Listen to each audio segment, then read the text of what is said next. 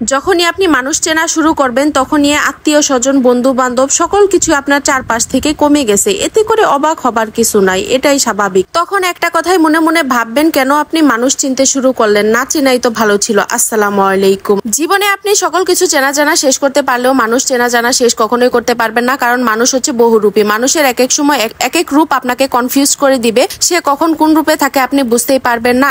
সৃষ্টির সেরা জীব মানুষ হয়ে মানুষকেই সবচেয়ে বড় ধোকাটা দিয়ে থাকে, মানুষই সবচাইতে মানুষের সাথে বড় বেইমানিটা করে থাকে। যতক্ষণই আপনি মানুষের জন্য করতে পারবেন দিতে পারবেন ততক্ষণই আপনি অন্যের কাছে ভালো থাকবেন, আর যখনই নিজের স্বার্থের দিকে তাকাবেন তখনই আপনি অন্যের কাছে খারাপ হয়ে যাবেন, তখনই আপনার পাশ থেকে সকলেই চলে যাবে, তখনই আপনি কাউকে আর খুঁজে পাবেন না। বিপদে আপদে সবার পাশে আপনি গেলেও আপনার পাশে তখন আর কাউকে আপনি খুঁজে পাবেন না। তাই এখন মানুষ হয়ে মানুষকে বিশ্বাস করতে সবচাইতে বেশি ভয়টা পায়, মানুষকে ভরসা করতে সবচাইতে বেশি ভয়টা পায়। এই দুনিয়াতে যত কিছুই করেন না কেন অন্তত মানুষের মনের মতো কখনোই হতে পারবেন না, এই জিনিসটা মন থেকে ঝেড়ে ফেলে দেন যে কারো মনের মতো হতে পারবেন। যতক্ষণ করবেন ততক্ষণই মনের মতো থাকবেন, যখনই করা বাদ দিয়ে দিবেন তখনই তার মন থেকে অটো আপনি কখন বের হয়ে যাবেন সেটা আপনি নিজেও বুঝতে পারবেন না, তখনই আপনার নামে গীবত বদনাম করা শুরু হয়ে যাবে। যে মানুষগুলা নাকি অন্যের বদনাম আপনার কাছে এসে করে তাদেরকে কখনোই বিশ্বাস করবেন না, আপনার বদনাম যে অন্যের কাছে যে করতেছে না এই ভরসা আপনি তাদের উপর কিভাবে রাখেন, তারা হচ্ছে দুই মুখী সাপ। আপনার পেটের কথা আপনার মুখ দিয়ে বের করে নিবে, আপনি সেটা বুঝতেই পারবেন না। আর তাই এই মানুষগুলোর থেকে নিজেকে একটু হলেও আড়াল করার চেষ্টা করুন। কিছু কিছু আপুরা তো এমনও আছে তার সাথে কেউ একটু কথা বললে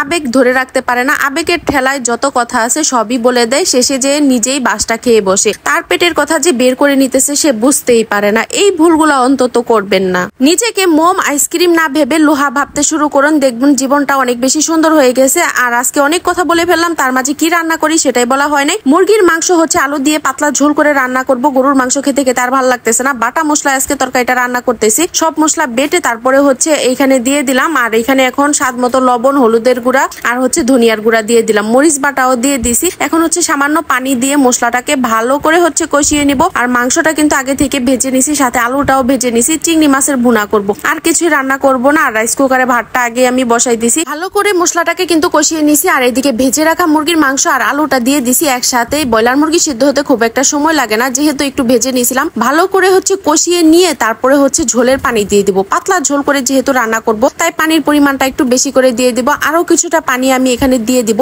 ঝোলের পানিটা একটু ভালোভাবে ফুটে আসলে উপরে ভেজে রাখা জিরার গুঁড়া দিয়ে দিব, এতে করে সুন্দর একটা ঘ্রাণ আসবে। আর আজকের এই মুরগির মাংসের তরকারিটা খেতে অনেক বেশি মজা হয়েছে, কারণ হচ্ছে সবগুলা মশলা হচ্ছে বেটে ব্যবহার করা হয়েছে, এতে করে তরকারিটা আরো বেশি স্বাদ বেড়ে গেছে। আর এখানে হচ্ছে চিংড়ি মাছটা ভুনা করে নিব, তার জন্য পেঁয়াজটা হচ্ছে ভালো করে কষিয়ে নিছি, তারপরে চিংড়ি মাছগুলো দিয়ে দিলাম। চিংড়ি মাছগুলো কিন্তু আগে থেকে একটু ভেজে নিয়েছিলাম, আর এগুলো হচ্ছে বাগদা চিংড়ি। মশলার সাথে চিংড়ি মাছটাকে কিছুক্ষণ কষিয়ে নিয়ে তারপরে সামান্য পানি দিয়ে দিছি, পানিটাকে আবার শুকিয়ে নিছি। এখন হচ্ছে চিংড়ি মাছটা নামিয়ে নিব। আর এইভাবে চিংড়ি মাছের ভুনাটা আমার অনেক বেশি ভালো লাগে। আজকে মনে হয় খিদাটা একটু বেশি লেগে গেছিল, রাইসার পাপা আসার কিছুক্ষণ পরে হচ্ছে খেতে বসে গেছি। আর বিশ্বাস করেন চিংড়ি মাছের ভুনাটা সত্যি অনেক মজা হয়েছে। নিজের রান্না নিজে কিভাবে প্রশংসা করি তারপরও বলতেছি। আর রাইসার পাপা তো সবসময় আমার রান্নার প্রশংসা করে। আমার রান্না করা খাবার খাওয়ার পর সবচাইতে বেশি প্রশংসা করে যেই মানুষটা সেটা হচ্ছে আমার স্বামী। আর আপনারা অবশ্যই কমেন্ট করে জানাবেন আপনাদের রান্না খেয়ে কে সবচাইতে বেশি প্রশংসা করে। আর সবগুলা রান্নায় অনেক মজাদার ছিল। এই ছিল আজকে দুপুরে রান্না বান্নার ভিডিওটা কেমন লাগলো অবশ্যই জানাবেন, লাইক কমেন্ট শেয়ার করে দিবেন, পেজটাতে ফলো দিয়ে দিবেন, ইউটিউব চ্যানেল থেকে দেখে থাকলে চ্যানেলটা সাবস্ক্রাইব করে দিবেন। আজকের মতো এখানে শেষ করছি, আল্লাহ হাফেজ।